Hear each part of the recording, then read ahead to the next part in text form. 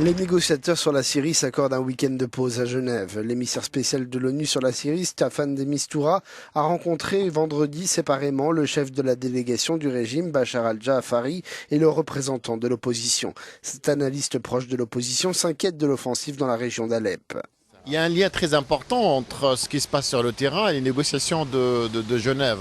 Et l'escalade militaire du régime risque bien sûr de torpiller les négociations diplomatiques ici à Genève. Parce qu'il est très difficile pour l'opposition de continuer à négocier alors qu'il y a des opérations militaires très importantes, alors qu'il y a un exode massif autour de Alep. Et bien entendu, la base, elle est très consciente de cette difficulté.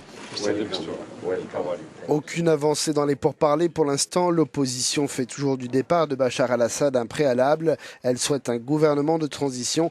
Pourquoi pas avec des diplomates et des technocrates du régime de Damas, mais sans le président actuel. Un précédent round de pourparlers en mars n'avait pas permis d'avancées majeures.